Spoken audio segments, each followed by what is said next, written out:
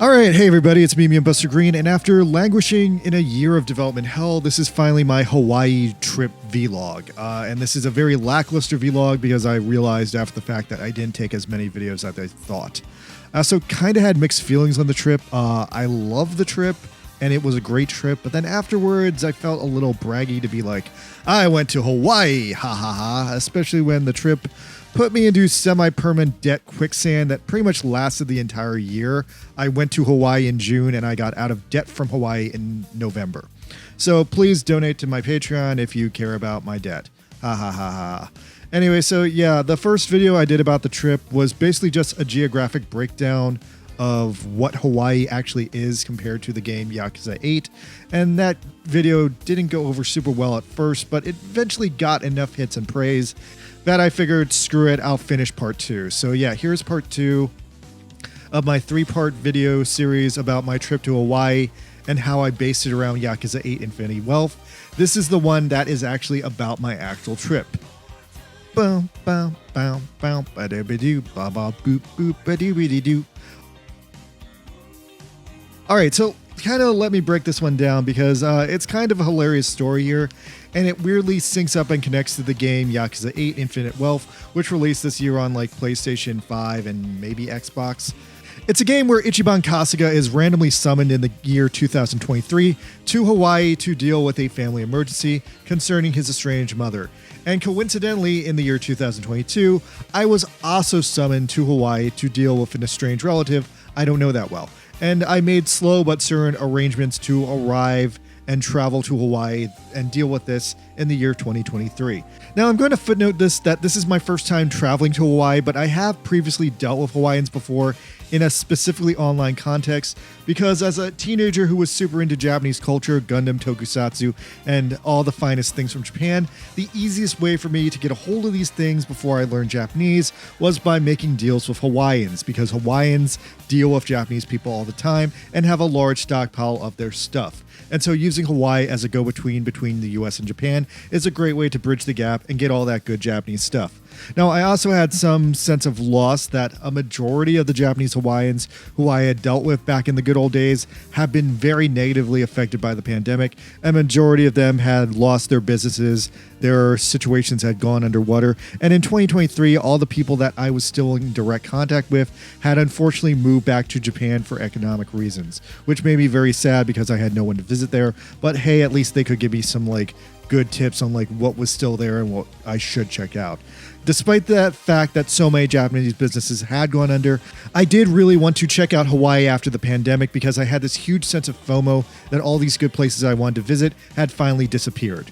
And I also really hadn't been on a proper vacation in years, if not decades at this point, because anything I would really consider a vacation had more or less been an actual business trip or just a trip to see my grandma. And my grandma has unfortunately been dead for about 10 years now, and as a result, I haven't gone anywhere since.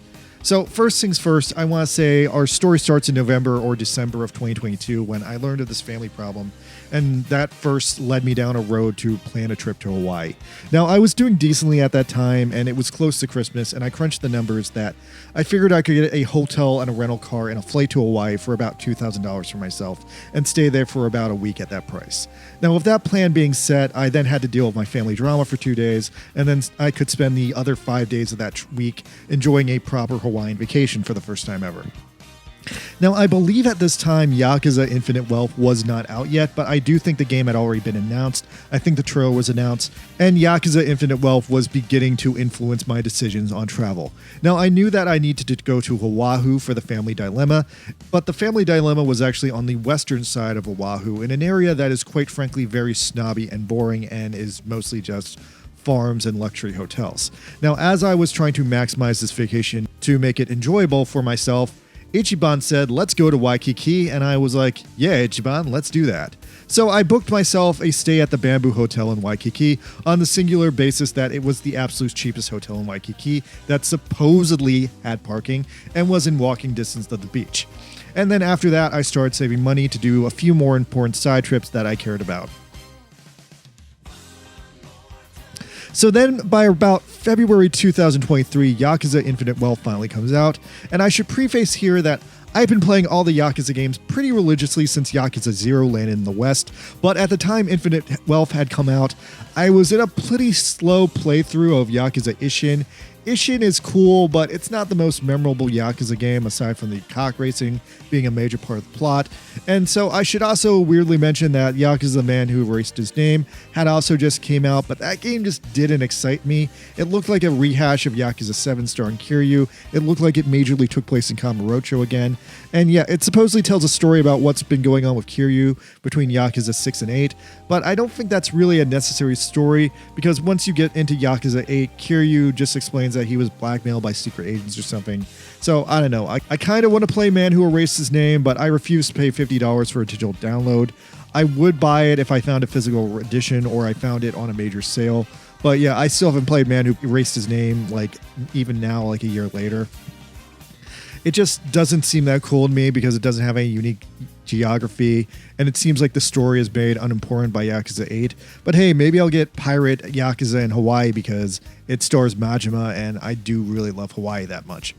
So anyway, Yakuza Infinite Wealth drops in 2023 around January, and by February, I am initially very much struggling to figure out how much Hawaii is actually in the game, and all I am eventually able to figure out are two important details. Important detail number one is I'm told that the Honolulu map in Infinite Wealth is much bigger than the Yokohama map in Yakuza 7. This turns out to be true, and I'm satisfied with that. Important detail number two, I happen to notice that at some point in the game's promotional material, or maybe in one of the trailers, I see the Bamboo Hotel, the literal hotel that I've already booked a stay at, featured in this game, and that super excites me because now I know that I can plan out my vacation using this game. So long story short, after that, I rush out straight to GameStop, rush through the end of Ishin, and I buy Infinite Wealth pretty much right after it launches. Now, I want to say, if I recall correctly, because of the way Infinite Wealth was set up, there's like 3 chapters in Yokohama before you reach Hawaii, and then after you reach Hawaii, a majority of the game's map there is blocked until you progress far enough in the story. But I wasn't playing Infinite Wealth for the story. I was weirdly playing Infinite Wealth for the sake of planning out my Hawaii trip. And as a result, anytime I got flipped over to Kiryu's Yokohama story, I mostly got annoyed with the game and tried to speed through those sections as fast as possible so I could just get back to fucking around and free roaming in Hawaii. But yeah, the game essentially starts you out in Hawaii around central Waikiki, which was exactly where I was staying in IRL. So the game was massively crucial as like a planning device for mentally planning out my trip. In those early months, I started comparing the game to Google Maps, which ended up being the basis for my geographic review video. This also allowed me to early on eyeball some of the things that were worth doing there in real life. Like, for example, I found myself consistently amused by how 100% of the real game was in the real Hawaii, but I would say on the other hand, only 50% of reality was in the game. So yeah, with the 100% of things I saw in the game, I knew that 100% of those would be in reality, and I could plan out my trip like that. So early on, I ended up buying me and my friends a trip on the Hawaii Circle Tour. And the reason I did this was because when I looked up the Event Tours location from Infinite Wealth in real life, it was a store that sells you the Island Circle Tour. So I was like, yeah, Event Tours is awesome. I want to do that for real. Now, the Circle Tour was kind of mixed. I loved the Circle Tour in real life, but before I did it in real life, they also made me sit through an extremely uncomfortable, borderline criminal feeling timeshare meeting on Zoom where a guy kept screaming at me to pay attention. And that was cool because afterwards they refunded my ticket to the Circle Tour, so I got to go on the Circle Tour for free, even though all my friends paid for it. But yeah, otherwise, like, it was super uncomfortable and they were totally trying to pressure me into buying a timeshare. Also, the tour itself was so much better vibes than the timeshare meeting, so I'm not sure fully how in cahoots the timeshare people and the Circle Tour people were, just that I had to deal with the timeshare people to get my Circle Tour ticket refunded and get a free trip on that. So that's honestly the last big thing that Infinite Wealth skewered my judgment on before I arrived in Hawaii, although I did also really want to eat a fancy fusion meal at 23 by the Sea, but I never got over there, and if I had, it probably would have been $100. Anyway, if you guys want to hear my full review of the game, that's the final video, but in the meantime, the rest of this video is about my trip to Hawaii. So I've never been to Hawaii because I've never considered myself rich enough to go, nor did I have the strongest of connections there or an intentional reason to go there. But damn it, I fucking love Hawaii now. Hawaii is really the best state in the US. I've lived in Japan for a long time, and Hawaii is kind of a utopia for me because it's the perfect mix of all the best aspects of what I love about Japan, what I love about America, and then there's the primal Polynesian culture, the native Hawaiians, and it's all laid on top of each other in a completely messy lasagna of hell. It's so hard to coordinate yourself there, and I found myself in the weirdest of positions. Shikashi, oe wa bilingual desu. And so that made me the man who could do everything, which was an amazing position to be in. There were definitely tourist areas and services specifically set up for Japanese tourists, but since I could speak and read Japanese, I totally took advantage of them for my own financial benefit. Because I noticed that almost all of the Japanese restaurants for Japanese tourists had prices that were much lower than the ones geared toward American tourists. And I was also nostalgically thrilled to just be able to get cheap Japanese curry bowls for $3 again. Oh, I fucking love Hawaii. Anyway, I've always heard that Okinawa is Japan's Hawaii, but forget that. Hawaii is Japan's Hawaii because it's basically as far away from Tokyo as it is from LA. I also had a super interesting time in Hawaii because of my bilingual status, because I had this superpower of being bilingual, that I could see all these weird conflicts playing out between the Japanese tourists in Hawaii, clashing with the American tourists. And in Hawaii, I felt like this cool kind of sheriff who was the only person who could write and resolve some of these situations. It wasn't that big as I'm making it sound to be. Probably the most interesting thing that happened was I helped this Japanese grandma who was suffering from heat stroke order an iced coffee when she was clueless about how to get one. And then I also stopped some Americans from getting into a fight with some Japanese people who were oblivious but unwittingly rude about some of the laws. And yeah, that's the way it went. So anyway, that's enough of that. Here's how my week was. Friday. I arrived at Honolulu Airport and immediately got my rental car. My rental car was this nice Volkswagen with all the modern conveniences. I've never had a Volkswagen before, so that was fun. We went straight to the hotel. We dropped off our luggage. We went to a grocery store to get basic supplies for the week, and we lucked out that we had arrived on a Friday and the grocery store has some kind of big Friday sale. So we just got a bunch of cheap grocery store sushi and ate that. Now, the Bamboo Hotel where we were staying at was great, but I picked it for having a parking garage, and the parking garage there was fucking terrifying. The parking garage there was completely half-assed. What had basically happened from what I could put together was they had basically somehow remodeled the basement of this building into a parking garage, and it's the worst parking garage I'd ever seen in my life. Everything there was half-assed. To even get inside it, you had to drive your car down a 50-degree angle ramp. And then when you got inside, there was no room to maneuver your car. And there was really only room for 3 super small cars in there. So I only used the Bamboo Garage parking lot the first day. And then I was fuck that. I never want to go inside that again. The rest of the week, it was also sold out. So fuck it anyway. I ultimately ended up parking at another parking garage that was further up the road in Waikiki for $20 a night. It kind of sucked and it was a long walk back every night, but I still need to have a car to reach the west side of the island where my family business was taking place. And so that was rough. I don't know if I'll ever rent a car again if I ever go back to Hawaii. But yeah, I barely took the car out of the parking lot, and I was super careful to try and get back every day by at least 5 o'clock. Because if I didn't get back by 5 o'clock, I would have been totally fucked because the parking would have been gone and I would have not had anywhere to park the car. So yeah, if I ever go back to Hawaii, I don't know if I'll ever rent a car again because even thinking about it now is kind of stressing me out. If I hadn't got the car back every night by 5 p.m., I would have been totally fucked because there was just no other place to park the car. There was no alternative if I failed. So yeah, that was very stressful. First day, we wanted to go to a yakitori bar, but the yakitori bar was apparently open after 9 p.m. and we were still jet lagged. So we just chowed down on that grocery store. And I should also point out that as a result of infinite wealth and the general novelty of being inside Hawaii, I vowed that I would secure and eat as much special food of Hawaii as possible. All right, so that brings us to the next day. Next day is Saturday. So early on Saturday, we did the Circle Tour, which was honestly a great move to do on our first full day there because the Circle Tour really gets you in the mindset of how large Oahu is and where everything is. The circle tour started at 7 a.m., but I realized that Hawaii has its kind of own weird time zone settings where everyone's kind of jet lagged and everyone wakes up at 6 a.m. and then goes to bed at 6 p.m. But the island is so warm and lovely that totally works. So yeah, the tour promised us that we would see a turtle and go scuba diving. We got a bunch of really awesome food on the tour. I tried coconut custard mochi from a local vendor. I super respected that. That's like the ultimate Asian American fusion food. That was amazing. It's like American coconut pie combined with Japanese mochi. That's pure Hawaii for me in like a single food. I also ate some shaved ice. I ate some garlic strip. I ate some macadamia nuts from a macadamia farm.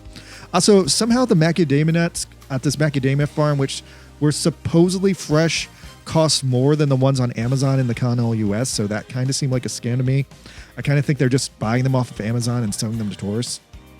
We went to the Dole plantation for a second, and I got a Dole Whip covered in coconuts. That was all right, but it melted too fast, I guess because of the pineapple juice in it.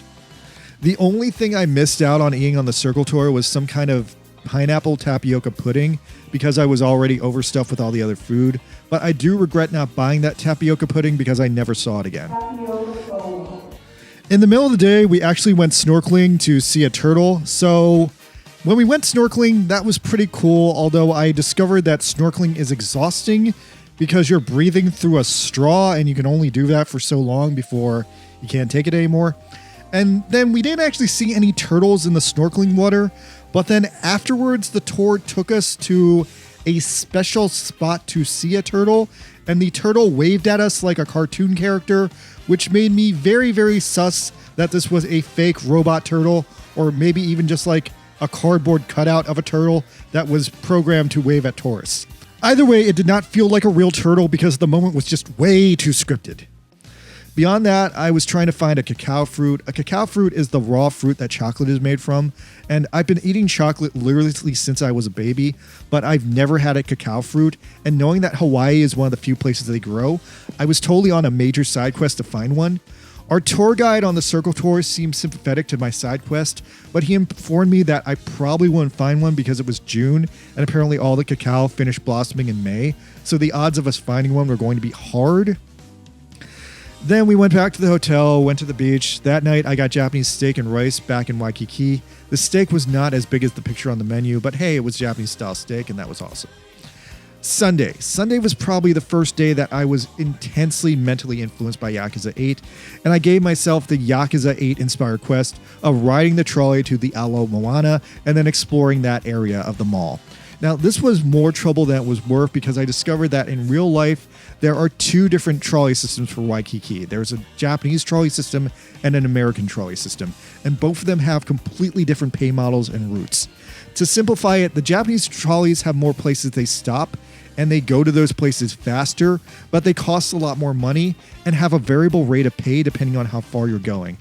Whereas with the American trolley, I want to say you pay $5 for the entire route, but then the trolley can only take you to 3 places. So I ultimately went to the American one because I was just going to the Ala Moana and back, and so that was a better deal for me financially.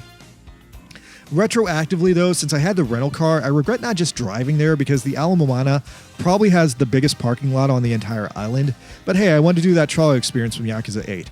Anyway, so I get to the Ala Moana. They have a fantastic food court. There's a ringer hut there, but I don't really care for it. There's supposedly a Coco's Curry House, but I couldn't find it. I ended up being a bizarre American fusion food item of a French dip quesadilla with au jus. It was terrific. It had all the best French dip in Mexico. And so, yeah, then I started going on a random side quest for a malasada, or is it a masalada? One of them is the real name. One of them is a fake name from Pokemon Sun and Moon. I can't remember what's what. Thank you, Pokemon Company, for needlessly confusing my brain. Anyway, I guess I'm going to call it a masalada because that rolls off the tongue faster. Anyway, I noticed that while I was walking around the Ala Moana, I found a Spy Family Code White collaboration cafe. That was kind of amazing. That movie had just come out that week, but nothing there was really worth buying as it was primarily Anya-themed peanut lattes. And anyway, we went back to the hotel eventually, and I got curry from the Japanese grocery store next to the hotel. And yeah, I fucking love me some cheap $3 curry. So anyway, next up, Monday. Influenced by Yakuza 8, I wanted to try Hawaiian-style pancakes. We went to the Eggs and Things, and I got a Hawaiian-style pancake sampler package that consisted of pineapple pancakes that were amazing, macadamia pancakes that were okay, and maybe coconut pancakes. I forget what the last pancake was. The pineapple pancakes were so good, but I mean, ultimately, they weren't really anything massively special. I feel like I probably could have got the same thing at like IHOP. Now, on this day, I resumed and escalated my quest to find the cacao fruit by traveling to Chinatown because someone told me I could find it in Chinatown because Chinatown is a den of scum and villainy. But because it's a den of scum and villainy, my friends reminded me that I need to watch my ass there because I might get beat down, I might get robbed, and yeah, that's a little bit scary. But because I've done it already in Yakuza 8, I felt like I could get through it.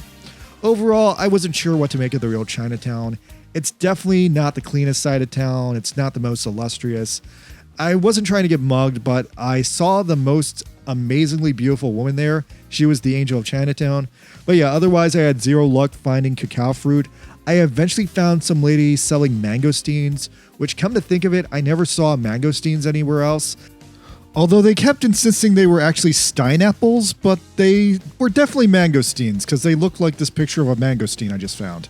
So yeah, I bought the mangosteens there because I thought those were pretty rare. Now, I got like a whole bag of mangosteens. I got like, I don't know, 12 or 20 of them. And so a mangosteen is a mega weird fruit. There's like a little white fruit inside, but then around that, it's surrounded by this strange soft pink wood. Now, I accidentally ate the wood on the first one, and the wood made me vomit. So long story short, if you ever eat a mangosteen, do not eat the fucking wood. It's a bad time. Anyway, then I got conned into buying these mini bananas, but they weren't special. I think special bananas do exist in Hawaii, but I failed to find them. And then we went to the Jinja Shrine, which once again is a place from Yakuza 8. In real life, the Jinja Shrine sells all these lucky charms, and it's somehow an empty building run by a mysterious and watchful security camera, which is weird. You're supposed to just like take the item you want to buy and leave like money in a jar, and then the camera will like optimistically follow you to make sure you're not committing crimes. That's something. So anyway, then after that, we went to the Bishop Museum. The Bishop Museum was really cool, and we got a free admittance there with our hotel. Now, later that night, I went to a luau. I ate a ton of pulled pork.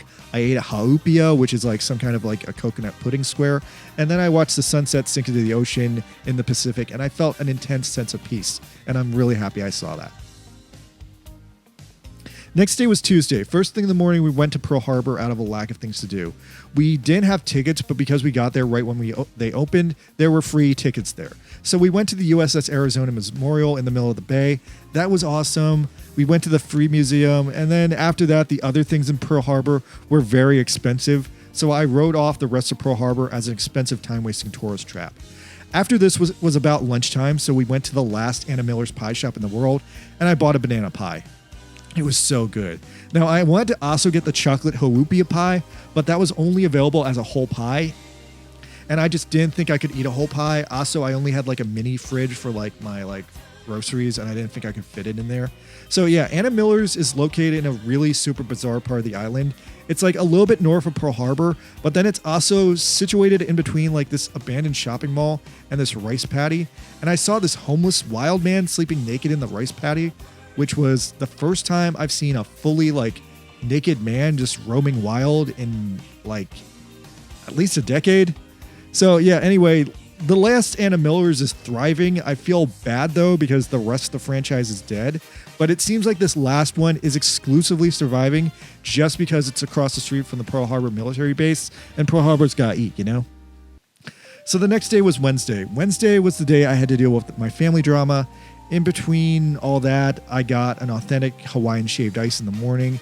And that night, I got a Simon for dinner, which was like kind of Hawaiian-style Japanese ramen, but with like broccoli and some other weird stuff in it. After that, I got a pineapple custard pie, which was probably the best thing I ate all day. Hawaii really like kills it with the pie, you guys. Thursday. So around Hawaii, I'd seen this probiotic root beer like ever since I'd arrived. And so Thursday, I finally bought one and tried it. It just tasted like ass. It tasted like nasty root beer. Like it was the worst root beer I've ever had. Thursday, we decided to go to the Kahlua Ranch, which is a major filming location. It's this ranch that is exclusively used for filming movies. It's most famous for being used in all the Jurassic Park movies and like every episode of Lost. The ranch is pretty weird though because it has like a wide variety of different tours and rides being set up for tourists. But then I guess they shut them down if different parts of the park are being used for filming. So because of what was shut down, we ended up going on this like Jurassic Park themed ATV truck ride. And that was interesting enough. I saw like some cool stuff. We saw like the Sphere Depot from like the Lost World and like the tree from like the original movie, which was at this point very decayed. Then after that, we got taro and pork sandwiches for lunch, and that was amazing. And then in a dramatic twist, the gift shop at the Kahlua Ranch had the fucking cacao fruit. Oh, thank fucking God. Yeah, jackpot. I was super relieved because if we had found it there, I was planning to go deeper in the jungle looking for like a chocolate farm, but this like fucking like freed up some space in our day because now that quest was over.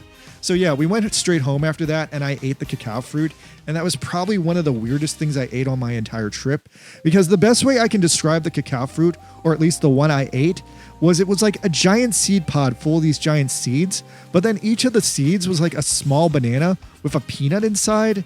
And it really didn't taste like chocolate at all. It tasted like bananas and peanuts. And that's a winning flavor combination to me because like that's one of my favorite things ever.